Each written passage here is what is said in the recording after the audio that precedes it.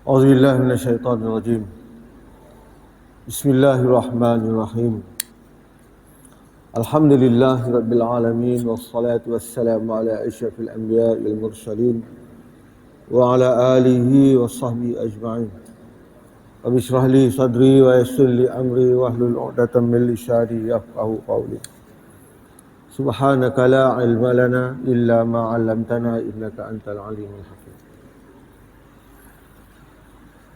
Yang dikasihi Tuan Imam, para pegawai masjid, pengurusi serta ahli jawatan kuasa masjid, muslimin dan muslimat yang dirahmati Allah sekalian. Alhamdulillah, kita dapat lagi bersama-sama pada malam ini, dan kita masih lagi dalam mood bulan Syawal yang akan meninggalkan kita lebih kurang dalam 4 hari lagi. Jadi insya-Allah, siapa yang belum lagi habis puasa 6, masih berbaki lagi 4 hari untuk menyelesaikan puasa tersebut. Moga-moga amalan kita pada bulan Ramadan yang lalu dan pada bulan Syawal ini diterima oleh Allah Subhanahu Wa Taala. InsyaAllah malam ni sebagaimana biasa pertemuan-pertemuan yang lalu, kita sama-sama berkongsi berkaitan dengan surah Al-Ma'arij. Pada pertemuan yang lalu, sebelum bulan Ramadan, juga saya ulang balik pada bulan Ramadan yang lalu berkaitan dengan ayat 19 sehinggalah ayat 35, yang mana yang menyentuh sifat manusia yang sentiasa dalam keadaan keluh kesah.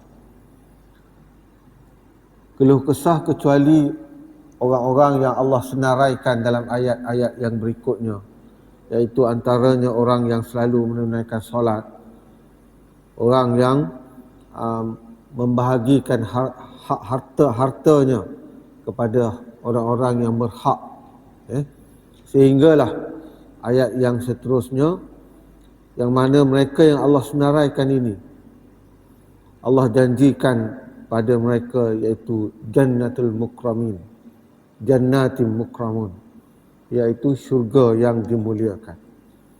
Jadi insya-Allah malam ini saya akan sambung pada ayat yang berikutnya, ayat yang ke-36, dan insya-Allah sehinggalah ayat yang terakhir dalam surah ini, iaitu ayat yang ke-44.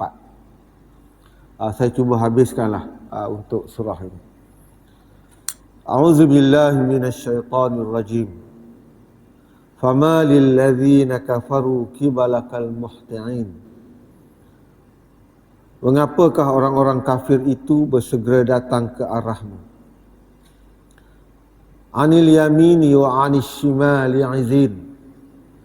Dari kanan dan dari kiri dengan berkelompok-kelompok.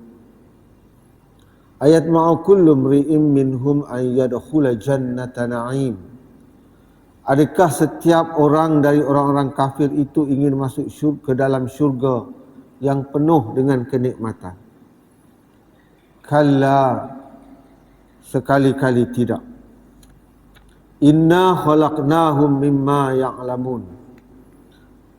Sesungguhnya kami ciptakan mereka dari apa yang mereka ketahui. Fala uqsimu birabbil masyariqi wal magharibi inna laqadirun. Maka aku bersumpah dengan Rabb yang mengatur tempat terbit dan terbenamnya matahari, bulan dan bintang. Sesungguhnya kami benar-benar maha berkuasa. Ala an nubaddila khairan minhum wa ma nahnu bimasbuqin. Untuk mengganti mereka dengan kaum yang lebih baik dari mereka, dan kami sekali-kali tidak dapat dikalahkan. Fazarhum yakhudu wa yal'abu hatta yulaqu yawmahum alladhi yu'adun. Maka biarkanlah mereka tenggelam dalam kebatilan dan bermain-main sampai mereka menjumpai hari yang diancamkan kepada mereka. Yauma yakhrujuna minal ajdasi sira'a ka'annahum ila nusubin yufidun khashi'atan absarahum tarhaquhum zillah Zalikal yaumul ladzi kanu yu'adun. Iaitu pada hari mereka keluar dari kubur dengan cepat, seakan-akan mereka pergi dengan segera ke arah berhala-berhala mereka sewaktu di dunia. Dalam keadaan mereka menekur pandangannya serta diliputi kehinaan, itulah hari yang dahulunya diancamkan kepada mereka. Surah Al-Ma'arij ayat 36 hinggalah ayat yang terakhir, ayat 44. Secara umum ayat ini dia menyentuh yang pertama ialah berkaitan dengan orang-orang munafik. Sifat orang munafik yang mana mereka ini walaupun dia tahu dia ada sifat munafik, membenci Rasulullah, tetapi di dalam hati mereka tetap ada rasa nak masuk syurga. Ini perangai orang munafik. Kemudian Allah menafikan harapan mereka itu. Allah kata kalla, sekali-kali tidak. Kemudian dalam ayat yang berikutnya Allah bersumpah dengan cakrawala, dengan bintang-bintang, dengan matahari. Allah berkuasa mengubahnya. Allah berkuasa menggantikan manusia daripada mati kepada kehidupan yang sempurna, tubuh badan yang sempurna di akhirat kelak. Kemudian Allah mengingatkan kepada Nabi Muhammad, biarkanlah mereka ini yang mempermain-mainkan dakwah Rasulullah. Sebagaimana ayat yang pertama disebut sa'ala sa'ilun bi'azabi waqi'. Mereka mempermain-mainkan tentang ancaman yang diberikan oleh Rasulullah tentang datangnya nanti hari kiamat. Allah kata fazarhum yahudu wa yal'abu. Kemudian mereka akan dibangkitkan dalam keadaan mereka ni tertunduk pandangan mereka. Hari ini barulah mereka percaya bahawa apa yang diancam, apa yang disebut oleh Rasulullah itu merupakan ancaman yang sebenar-benarnya dan mereka akan hadapi perkara itu. Itulah secara umum berkaitan ayat yang kita bacakan tadi. Fama lilladzina kafaru qibalakal muhtiin. Mengapakah orang-orang kafir itu bersegera datang ke arahmu dari kiri dan kanan dengan berkelompok-kelompok. Maksud ayat ini ialah menyentuh tentang ada dalam keadaan yang tertentu sewaktu dakwah Rasulullah sallallahu alaihi wasallam ada orang-orang kafir. Orang-orang kafir yang disebutkan dalam ayat ini, mufassirin merujuk kepada orang-orang munafik. Mereka ni datang kepada Rasulullah SAW. Dia dengar ceramah Rasulullah. Kalau kita ambil contoh ceramah, mereka datang, mereka duduk. Mereka duduk bersama dengan Rasulullah SAW. Mereka ni bukan satu puak. Rupanya munafik ni dia banyak puak dia. Cuma yang biasa kita dengar ialah yang diketuai oleh Abdullah bin Ubay bin Salul. Rupa-rupanya di dalam ayat ini menyentuh ramai lagi kumpulan-kumpulan yang munafik yang mungkin yang tidak disebutkan. Mereka datang dengar Rasulullah berdakwah. Tetapi tujuan mereka datang ialah bukan untuk mendapat hidayah daripada Allah, tetapi kerana apa? Kerana mereka nak cari kesalahan-kesalahan Rasulullah yang boleh mereka jadikan modal. Yang boleh mereka jadikan modal untuk memburuk-burukkan Islam dan memburuk-burukkan agama Allah Subhanahu Wa Taala. Ini perangai orang munafik. Begitulah juga hari ini. Ada orang yang belajar agama tetapi bukan bertujuan untuk mendapat hidayah.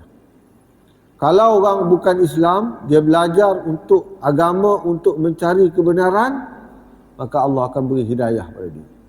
Ramai kita tengok orang bukan Islam, kan? Kita tengok dia mencari-cari hidayah, mencari-cari ketenangan dalam hidup dia.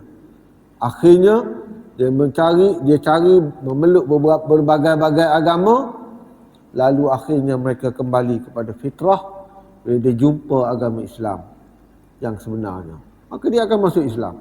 Kerana orang yang macam ni, walaupun dia bukan Islam, dia dengar tentang dakwah Islam untuk tujuan mendapat kebenaran, maka Allah akan beri hidayah. Ramai dah macam tu. Kita tengok dalam channel-channel YouTube yang menyentuh tentang orang-orang yang orang kata convert, okay? Yang daripada asal dia Kristian dan berbagai agama lain, kembali kepada fitrah. Bagaimana mereka menceritakan sebelum mereka memeluk agama Islam. Mereka mencari-cari. Tetapi orang munafik ini, mereka berada juga dalam dakwah Rasulullah. Ada dalam kelompok dakwah. Tetapi mereka bukanlah untuk mencari kebenaran, mendapatkan hidayah, tetapi mereka lebih kepada untuk menjatuhkan agama Islam dan memburuk-burukkan Nabi SAW juga para sahabat. Ini banyak. Mereka cari ruang. Bukan saja orang bukan Islam, tetapi juga di kalangan orang Islam sendiri, yang kadang-kadang kita sebut mereka sebagai golongan apa?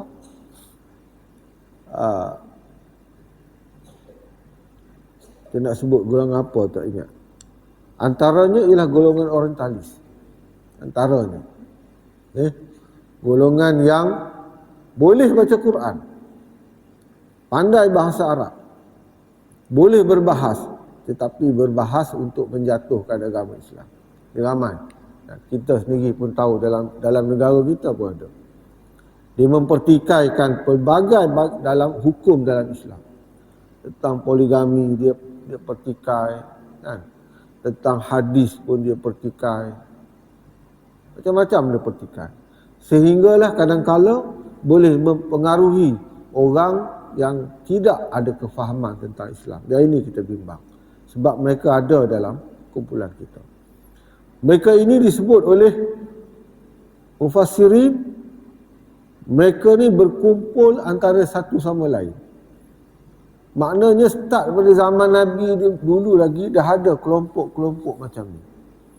Kelompok-kelompok yang nama dia mungkin lain, tetapi tujuan mereka adalah sama, iaitu belajar Islam untuk menjatuhkan Islam. Alhamdulillah, setakat ini belum nampak lagi kejayaan mereka.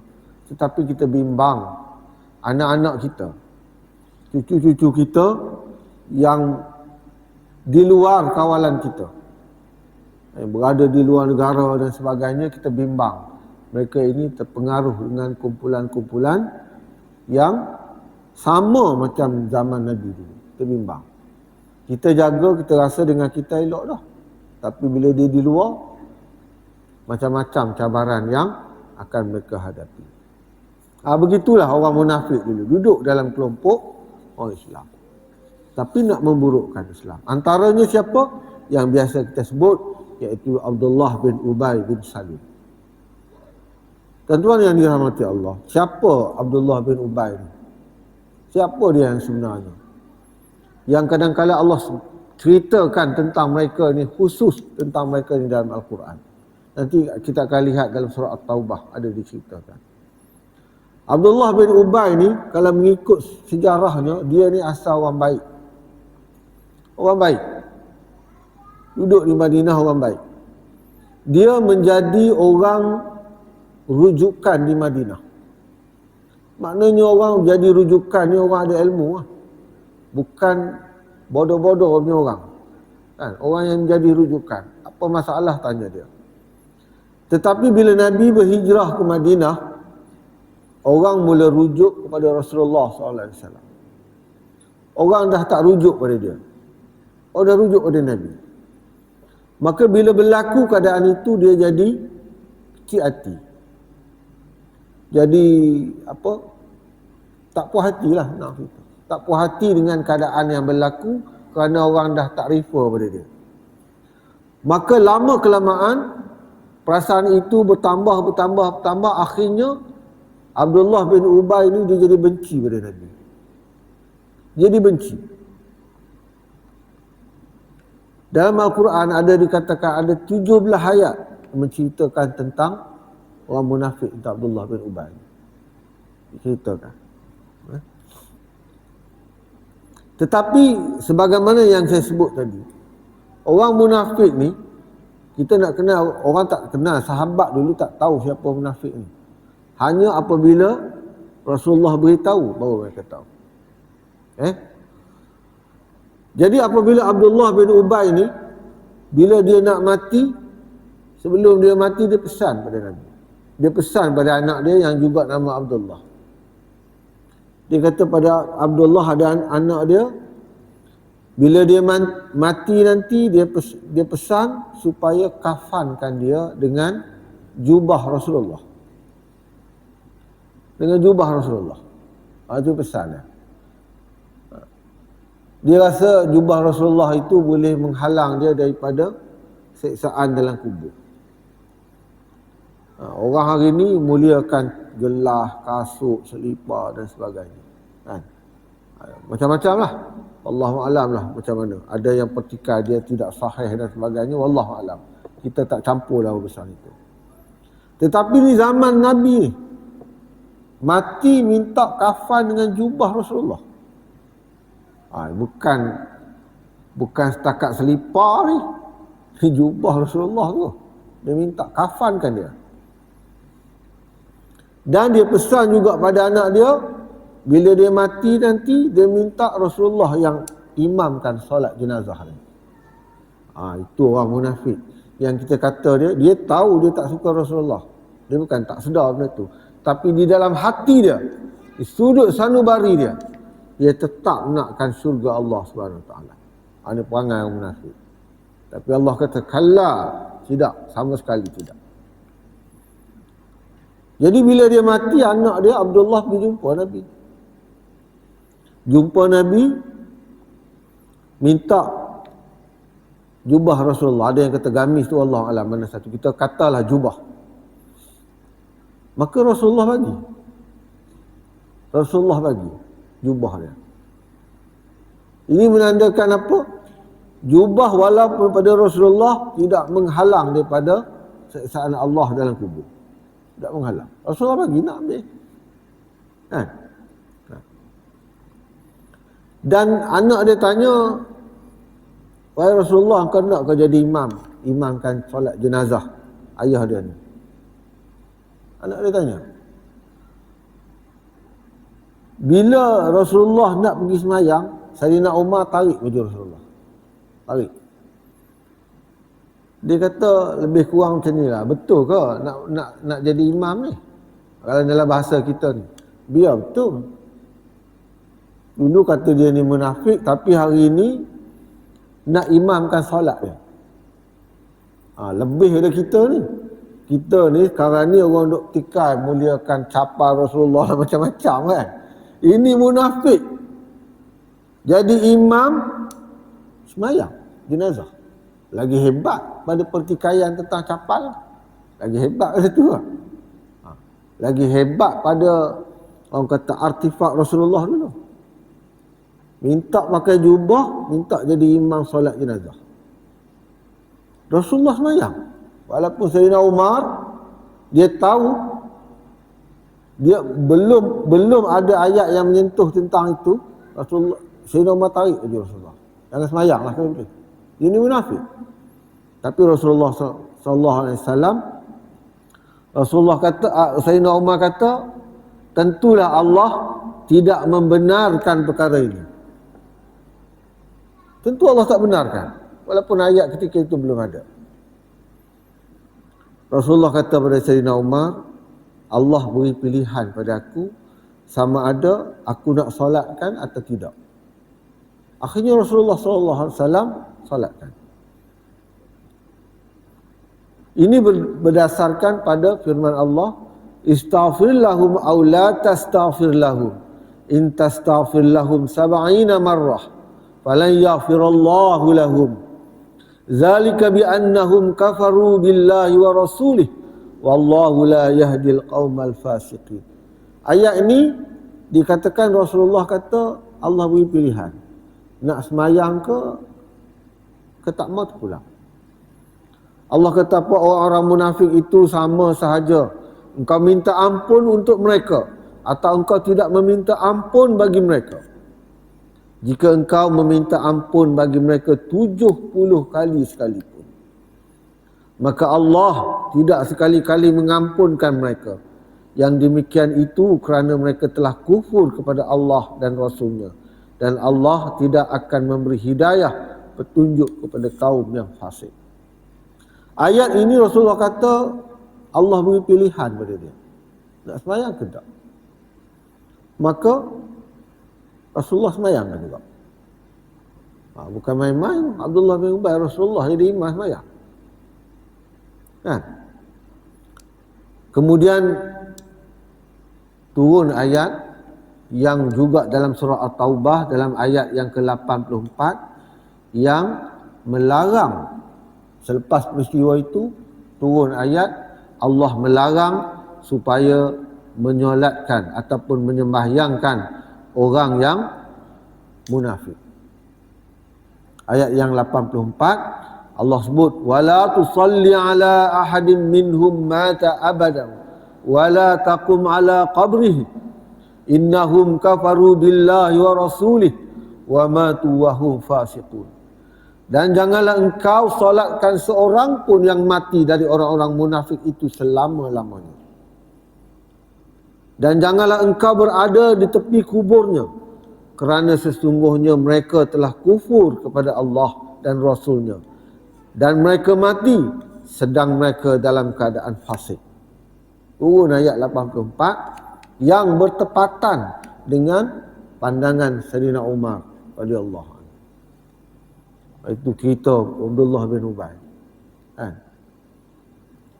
Hebat dia.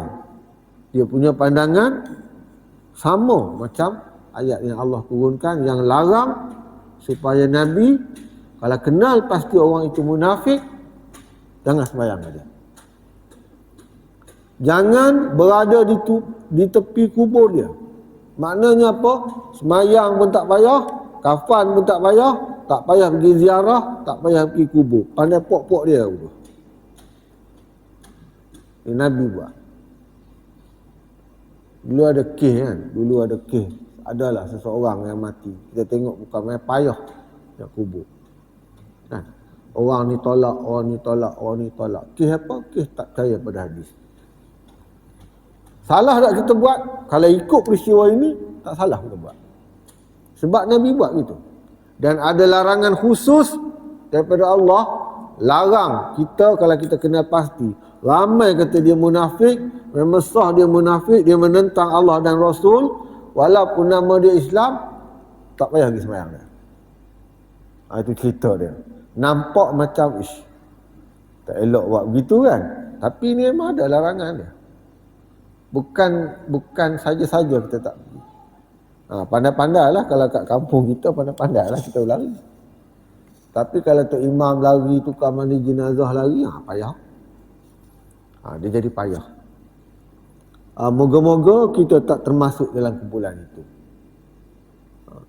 Kita nak mati bila-bila kita tak tahu, maka cubalah kita elakkan daripada sifat-sifat munafik itu lekat pada diri kita. Bimbang kita mati ni orang tak nak sembahyang kita. Tak ada orang nak kafankan kita macam-macam. Bimbang juga macam tu. Sebab itu juga sebagai pengajaran, kita bila mengikuti mana-mana kuliah, mana-mana dakwah, kalau boleh janganlah kita cari kesalahan orang yang melakukan dakwah. Dia mungkin ada kesilapan. Dia mungkin ada kesalahan ataupun pandangan dia orang kata tak selari dengan kita. Janganlah sampai kita cari kesalahan dia, kita war-warkan kesalahan dia yang sedikit sehingga menutup kebaikan yang dia buat. Hari ini banyak tuan-tuan dalam media sosial ni, ustaz berlawan sama ustaz. Kan? Kita pun orang yang susah orang awam. Kan? Orang ni belajar cara macam ni, orang ni belajar cara macam ni. Akhirnya masing-masing menyalahkan satu puak ke satu puak yang lain. Yang susah orang awam nak ikut siapa. Pandai-pandailah kita pilih. Pilihlah mana yang terbaik, yang tuan-tuan rasa dia bertepatan dengan Al-Quran dan Sunnah Rasulullah SAW. Jauhi cerita-cerita yang, kisah-kisah yang banyak mengelirukan manusia. Jauhi. Perkara-perkara karut kita cuba elakkan. Kisah-kisah yang tidak sahih cuba kita elakkan. Islam ini dia mesti ada hujah. Almarhum Tuan Guru ni Aziz kata, Islam ini mesti ada dalil. Bukan saja-saja, mesti ada hujah, mesti ada dalil. Main cerita tahanginya tak jadi. Main hujah mimpi boleh tak tuan? Tak boleh main hujah mimpi. Tuan-tuan mungkin mimpi lain, saya mimpi lain, mana satu nak ikut. Ada ulama mengatakan mimpi ini hanyalah 1/25 juzuk kebenarannya. Juzuk kebenaran. Nak tafsir pun kena tafsir sebelum subuh. Main tidur pagi lepas subuh, lepas tu tafsir, itu mimpi mengapu. Dia ada masa-masa dia.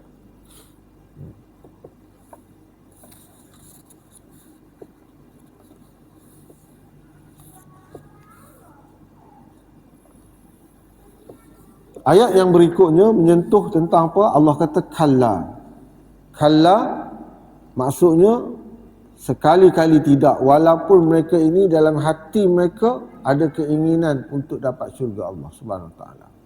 Begitulah yang dikisahkan tentang Abdullah bin Ubay. Allah kata kalla, inna khalaqnahum mimma ya'lamun. Allah kata, ini ayat ni dia agak terpisah dengan ayat yang 36 hingga 38 tadi. Inna khalaqnahum mimma ya'lamun. Allah menceritakan apa? Orang yang mati ini, yang menafikan tentang kematian, yang menafikan tentang hari kebangkitan. Allah kata, kamilah yang menciptakan kamu dengan jalan yang kamu sendiri tahu. Allah menciptakan mereka ini yang mungkin menafikan tentang hari kebangkitan, tentang hari kubur nanti. Kami yang cipta kamu. Kami boleh bangkitkan kamu semula dengan keadaan kamu yang asal. Allah kata.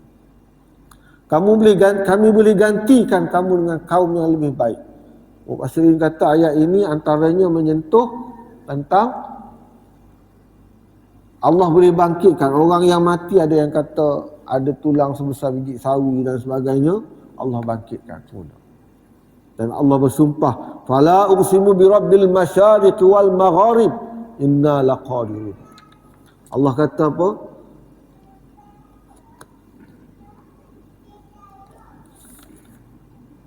Maka aku bersumpah dengan Rabb yang mengatur tempat terbit dan terbenamnya matahari, bulan dan bintang. Sesungguhnya kami benar-benar berkuasa untuk menggantikan mereka dengan kaum yang lebih baik, dan kami sekali-kali tidak dapat dikalahkan. Dalam ayat yang lain Allah ada ceritakan tentang bahawa urusan Allah mencipta manusia ni berbanding dengan Allah menciptakan langit dan bumi ni. Urusan cipta langit dan bumi itu lebih besar daripada urusan cipta manusia. Maknanya apa? Setakat nak bangkitkan semula bagi manusia ini adalah mudah bagi Allah. Berbanding dengan Allah kata, urusan aku menciptakan langit dan bumi ini lebih besar daripada urusan mencipta manusia. Maknanya apa? Kalau Allah nak bangkitkan tu bila-bila masa. Dan kita tak boleh menafikan perkara itu. Kita tak boleh menafikan walaupun ada orang yang rasa bila mati tu matilah. Tak adalah kebangkitan. Allah kata, wama nahnu bimasbuqin. Kami sekali-kali tidak dapat dikalahkan. Walaupun mereka itu menafikan dengan berbagai-bagai hilah. Allah teruskan lagi ayat ini dengan menyebut, fazarhum yahudu wa yal'abu hatta yulaqu yaumahumul ladzi yu'adun. Maka biarkanlah mereka tenggelam dengan kebatilan, bermain-main sampai mereka menjumpai hari yang diancamkan kepada mereka. Ayat ni mufassirin kata dia merujuk kepada ayat yang pertama. Ayat yang pertama tadi apa ayat yang pertama surah ni apa? Sa'ala sa'ilun bi'azabin waqi'. Seseorang di zaman Nabi tu buat soalan menganjing. Dalam bahasa kita menganjing. Bila nak datang hari kiamat ni? Tanya tu bukan tanya nak dapat hidayah, tapi tanya untuk memperolok-olokkan Rasulullah dengan tujuan untuk menafikan kewujudan hari kiamat. Maka ayat ini mufassirin kata, maka biarkan mereka. Rasulullah terangkan, Rasulullah huraikan, jelaskan dengan bukti-bukti, maka mereka tetap menolak. Maka Allah kata apa? Fazarhum yahudu wa yal'abu hatta yulaqu yawmul ladzi yu'adun. Biarkan mereka tenggelam dengan kebatilan. Dah tak percaya sangat, tak apalah. Kita terang pun tak nak percaya juga. Apa boleh buat? Manusia ni dia ada kehendak dan nafsu dia sendiri. Walaupun benda tu benar, walaupun benda tu ada bukti, tapi mereka tetap tak percaya. Macam orang kafir, Allah ceritakan dalam Al-Quran banyak kisah. Allah tanya siapakah yang menciptakan langit dan bumi, siapakah yang menurunkan hujan, siapakah yang macam-macam Allah bagi bukti, yang memberi rezeki. Mereka kata apa? Allah. Mereka kata Allah. Tapi kerana apa mereka tak percaya? Kerana apa? Jadi dah tak percaya sangat, nak buat macam mana? Dah tak percaya kan? Apa boleh buat? Kita takkan nak empuk wala dia tak percaya. Biarlah dia tak percaya. Tetapi Allah ancam hatta yulaqu yaumahumul ladzi yu'adun, sampai mereka menjumpai hari yang diancamkan pada mereka. Nanti mereka akan jumpa. Dan pada hari itu Allah ceritakan apa? Yauma yakhrujuna minal ajdasi sira'a ka'annahum ila nusubin yufidun. Pada hari itu mereka akan dibangkitkan daripada kubur dan mereka akan keluar cepat-cepat. Keluar tergesa-gesa seakan-akan mereka pergi dengan segera kepada berhala-berhala mereka sewaktu di dunia. Ada diceritakan bahawa mereka ini, orang-orang kafir, orang munafik ni, mereka bila bangkit daripada kubur, mereka akan bergerak cepat-cepat ke arah padang mahsyar. Bergerak tu apa? Bergerak dengan harapan mereka akan mendapat syurga daripada Allah SWT. Dia duduk berasa begitu. Duduk berasa mereka akan dapat kenikmatan sebagaimana orang Islam, orang yang beriman. Tapi Allah dah kata dah. Itu hanyalah ancaman mereka. Mereka bergerak seolah-olah mereka ni nak menghadap berhala-berhala mereka. Minta segala-galanya pada berhala sewaktu mereka di dunia. Jadi mereka berada di padang mahsyar, mereka bergerak cepat-cepat dengan harapan Allah akan bagi kenikmatan pada mereka. Tetapi apa yang mereka dapat adalah sebaliknya. Apabila mereka melihat apa yang ada di hadapan mereka, Allah gambarkan keadaan mereka macam mana? Khashi'atan absarahum tarhaquhum zillah zalikal yaumul ladzi kanu yu'adun. Mereka bergerak dalam keadaan apabila mereka melihat apa yang ada di hadapan mereka, dalam keadaan mereka menekur pandangan mereka diliputi kehinaan. Mereka tertunduk, tak boleh kata apa, dan ketika itu mereka akan terasa diliputi dengan kehinaan. Kehinaan kerana apa? Mereka dapat tahu dah apa yang akan berlaku pada diri mereka itu. Allah katakan, inilah hari, zalikal yaumul ladzi kanu yu'adun. Inilah hari yang mana dulu kamu memperolok-olokkan, yang kamu menafikan, yang mana kamu tak percaya. Inilah hari dia. Dia merujuk kepada apa? Ayat yang mula-mula kita baca dalam surah ini. Seseorang mempermain-mainkan Rasulullah bila nak datang hari kiamat ni. Allah kata inilah hari dia. Zalikal yaumul ladzi kanu yu'adun. Inilah hari yang dahulu ni diancamkan kepada mereka, yang mereka ini memperolok-olokkan. Begitulah akhir pada ayat ini. Ayat pertama dia ada kaitan dengan ayat yang terakhir. Jadi selesailah tentang perkongsian kita tentang surah Al-Ma'arij.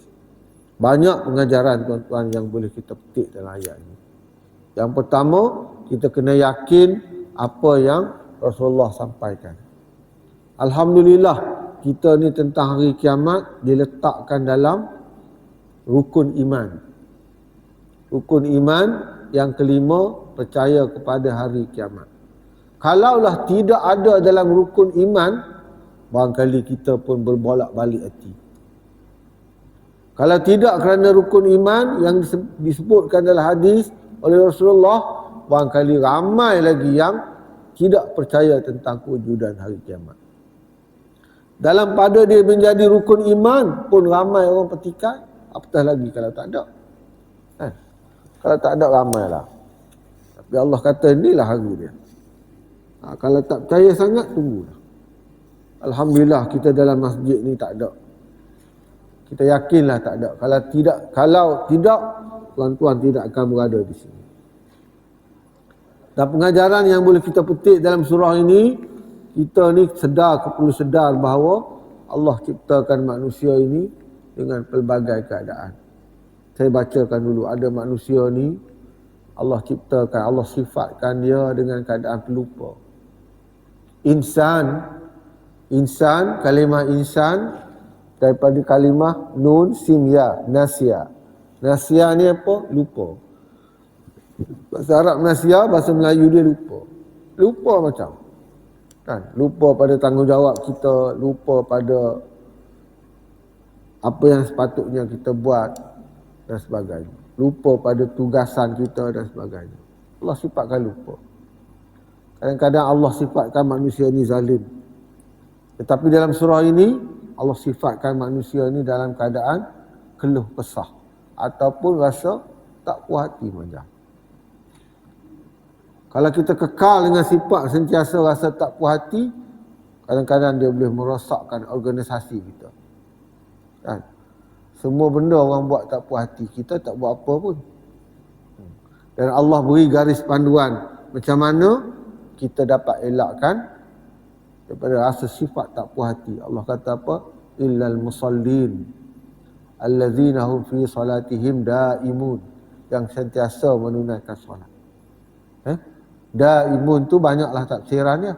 Ada yang kata sentiasa, ada yang kata tepat pada waktunya, ada yang kata khusyuk. Kalaulah kita nak pilih yang khusyuk, banyak lagi yang kita kena usahakan melalui ayat ini. Dan seterusnya yang akhir tentang ayat ini, Allah menggambarkan tentang sifat munafik yang sebagaimana yang saya ceritakan tadi. Moga-moga Allah pelihara kita daripada sifat-sifat yang Allah sebutkan dalam surah ini.